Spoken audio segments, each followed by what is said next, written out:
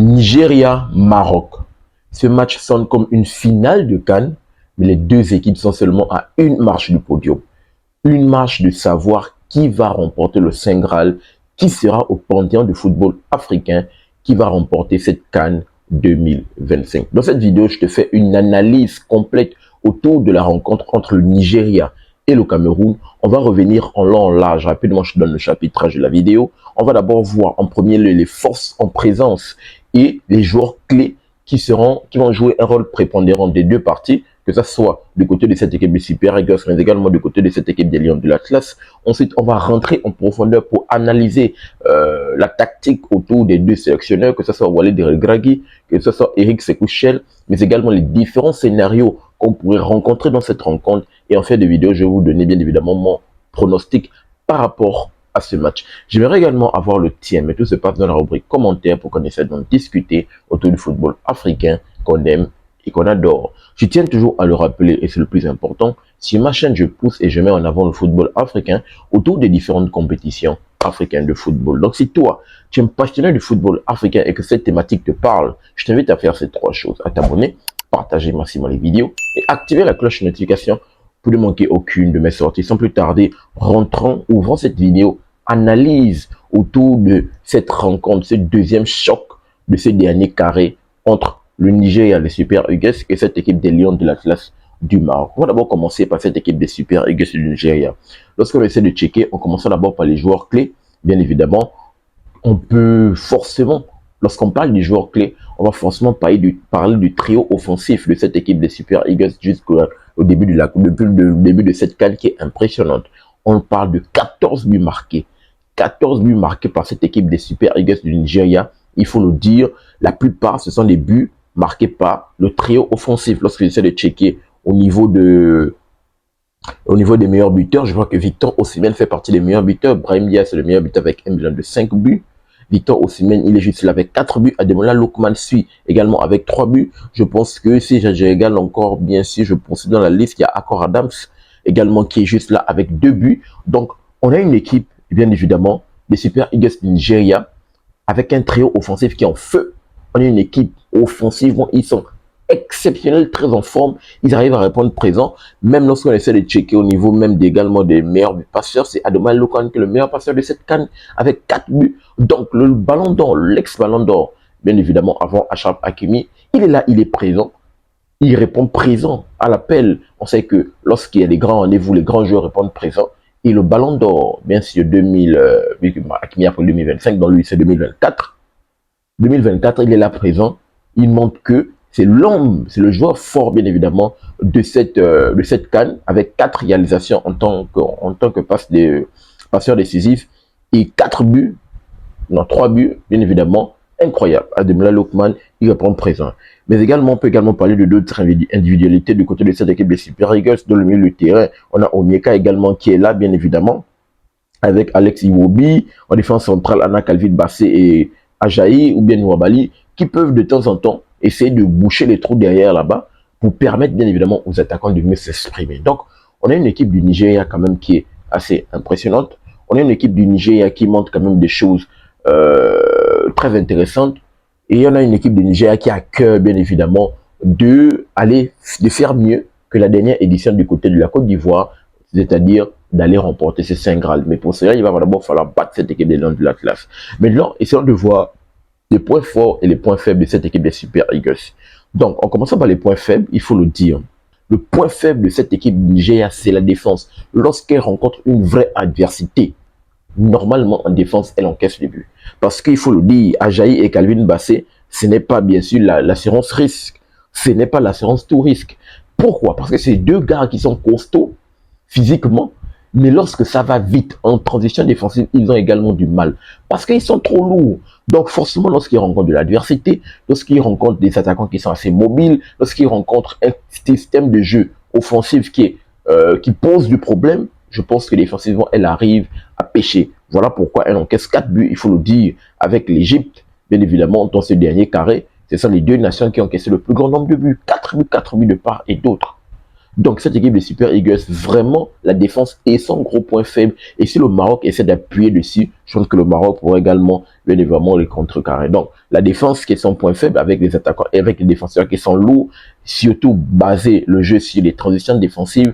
Et voici les points faibles de cette équipe des Super Eagles du Nigeria. Maintenant, parlons des points forts, je viens de l'évoquer. Bien évidemment, c'est le trio offensif qui est incroyable, avec 14 buts marqués, incroyable ce trio offensif, autour d'un Akor Adams, Ademola Lookman et Victor Osimhen, mais également les milieux de terrain qui peuvent de temps en temps s'engouffrer pour avoir des frappes à l'extérieur de la surface, pour apporter un gros jeu de tête qui est également un gros point fort pour cette équipe des Super Eagles du Nigeria. Donc c'est une équipe du Nigeria globalement qui est quand même un peu assez aboutie, même si défensivement ça pêche un peu, mais c'est une équipe quand même du Nigeria qui a force, qui avance et qui essaie de capitaliser sur ces temps forts pour essayer de quand même boucher les trous, pour ne pas que les points faibles puissent beaucoup pour que les points faibles rejaillissent plus, non, les points forts sont mis en avant pour masquer un peu les points faibles. Voici bien évidemment l'analyse autour de cette équipe des Super Eagles du Nigeria en parlant des forces en présence et des joueurs clés. Alors maintenant, voir cette équipe des Lions de l'Atlas. On va d'abord voir certains joueurs, bien évidemment, en commençant par les individualités. Je vais d'abord parler par le meilleur buteur de cette CAN, bien évidemment, c'est Brahim Diaz. Brahim Diaz, il faut le dire, c'est sa première CAN. C'est sa première Coupe d'Afrique des Nations. Il est déjà le meilleur buteur dans cette CAN. Incroyable. Il est tellement motivé. Il marque quasiment dans tous les matchs. Tous les matchs. Je pense que, non, il a marqué dans tous les matchs. Tous les matchs, Brahim Diaz a marqué, il a répondu présent. Il faut le dire, c'est le facteur X, c'est le joueur providentiel de cette équipe des Lions de l'Atlas. Il répond présent, c'est le fond de l'attaque, comme je ne cesse de le dire. Bien évidemment, sur le côté droit, cette équipe des Super Eagles a quand même un flanc droit incroyable, sensationnel, top européen. Avec, bien évidemment, quand je dis top européen, top Ligue des champions européenne. Avec Brahim Diaz, avec Hakimi sur le côté droit, c'est du lourd là-bas. C'est vraiment du lourd. On a pu le constater dans le match face au Cameroun. Vraiment, ils ont énormément posé des problèmes à cette équipe des Lions indomptables. Avec Emile Lutien, avec le petit El Naïwi et El Kanous, et Saïbari. Un côté gauche avec Abdé. Abdé qui apporte des choses intéressantes parce que généralement, au début de cette CAN, c'est le côté droit qui était un peu plus flamboyant lorsque Abdé n'était pas encore inséré dans ce 11. Mais dès lors que Walid Regragui a inséré, bien évidemment, Abdé, on peut voir que Abdé, de temps en temps, le jeu peut, les actions peuvent arriver de côté de Abdé, vu qu'on sait qu'en 1 contre 1, il est capable de déstabiliser et de faire la différence. Avec un El Kaabi qui répond toujours présent, s'il est dans un temps fort, s'il est en confiance, il est capable de mettre des buts exceptionnels, dans des enchaînements exceptionnels. Avec, bien évidemment, la défense de Aguerd, Massina, Mazraoui, également qui répond présent, lui qui a la capacité de jouer également sur le côté gauche. Donc, on a globalement une équipe des Lions de l'Atlas qui est quand même assez impressionnante lorsqu'on essaie de voir des joueurs clés. Mais disons, en parlant des points faibles, commençons d'abord par les points faibles. Le point faible de cette équipe des Lions de l'Atlas, c'est d'abord de 1, forcément, je vais d'abord parler de Massina. Massina qui est le point faible, pourquoi? Parce que, généralement, parce que le Maroc se retrouve à ce qu'on attaque cette équipe du Maroc en parlant d'arbitrage. Pourquoi? Parce qu'il y a un joueur dans l'effectif, Massina, malheureusement, qui a commis plusieurs erreurs. Si les arbitres étaient un peu plus méchants, ils auraient accordé les pénaltys. Et je pense que Massina peut-être aurait pu prendre, il aurait pu peut-être prendre cher. Il aurait peut-être pu prendre cher parce que à lui seul, il a causé énormément de pénaltys. Je pense bien évidemment face à la Tanzanie, les Taifa Stars. Je pense également face à je sais plus quel match encore, face au Cameroun. Non, face au Cameroun, quand même, il a un peu été réglé parce que je pense que face au Cameroun, les Lions de l'Atlas ont contrecarré tactiquement cette équipe du Cameroun. Par contre, les restes des rencontres face à la Tanzanie, il a été mauvais. Face également en championnat, en phase de poule également, je me rappelle, vous me direz dans les commentaires, peut-être face au Mali, où également il a été mauvais avec les erreurs. Donc, il faut le dire, Massina, forcément, c'est le point faible de cette équipe, tant défensivement, mais il n'est pas le seul.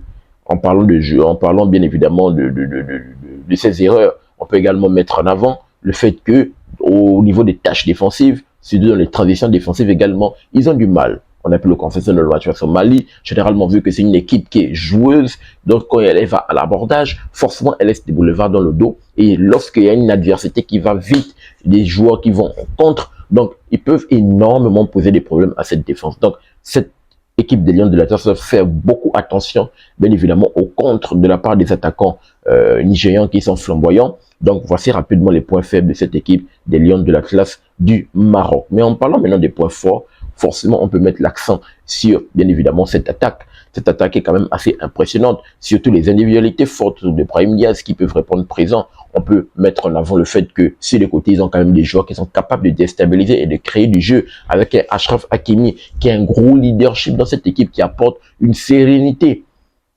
Il montre l'exemple en tant que capitaine de l'effectif. Donc, globalement, on est une équipe des Lions de l'Atlas qui est incroyable.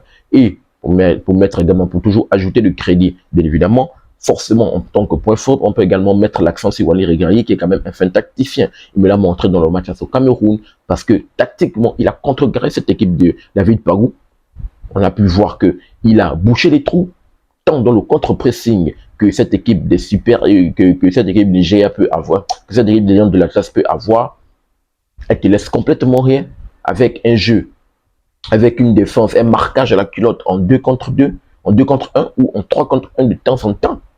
Donc forcément, c'est une équipe également qui défend très bien, qui défend surtout en avançant et qui montre des choses assez exceptionnelles. Donc globalement, voici ce qu'il fallait mettre en avant pour parler des forces en présence et des joueurs clés du côté de cette équipe des Lions de l'Atlas du Maroc.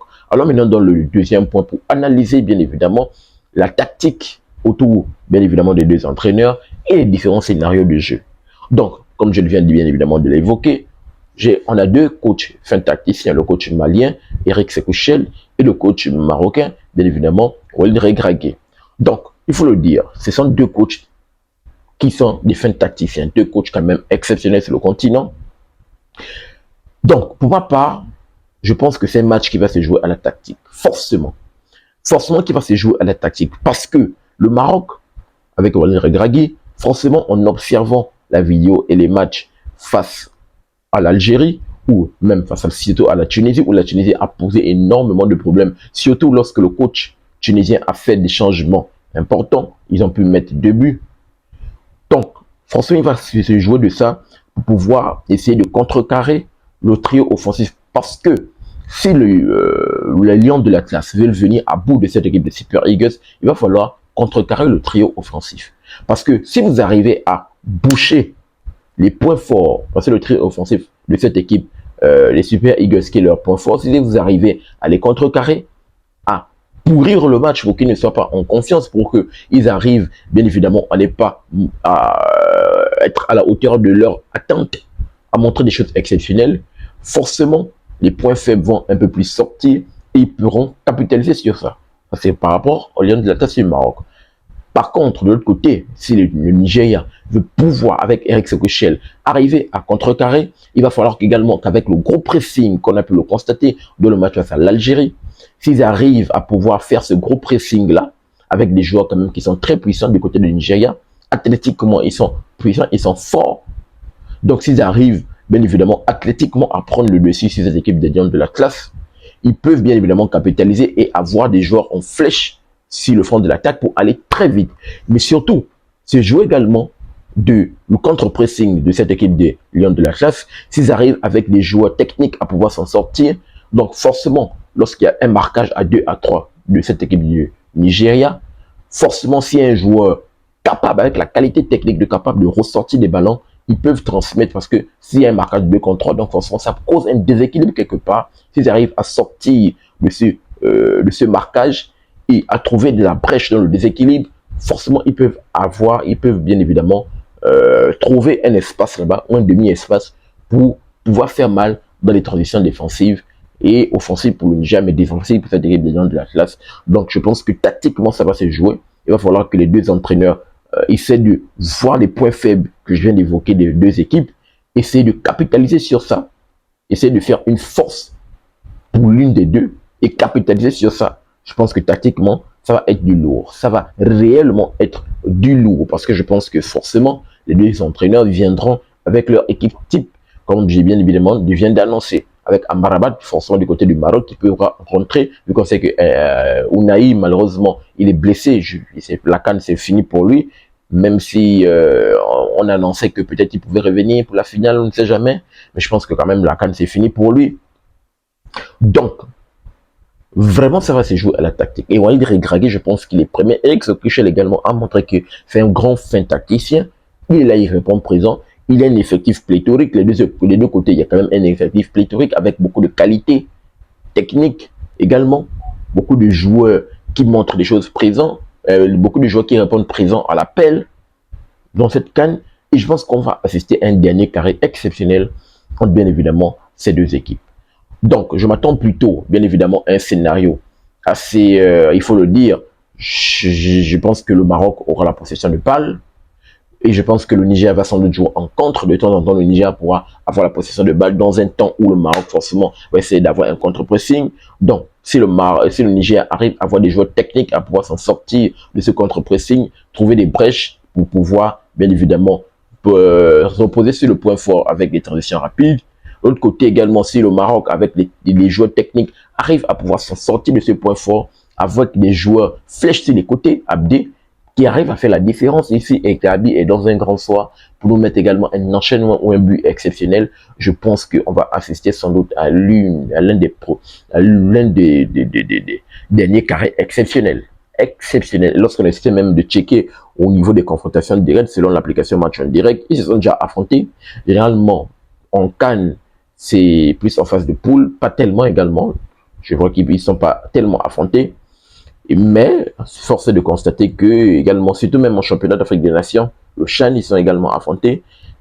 Mais on peut voir quand même que ces deux équipes, peut-être qu'ils ne se connaissent pas tellement parce qu'ils n'ont pas l'habitude de s'affronter, mais c'est deux équipes forcément qui se craignent et qui arrivent forcément avec beaucoup d'atouts.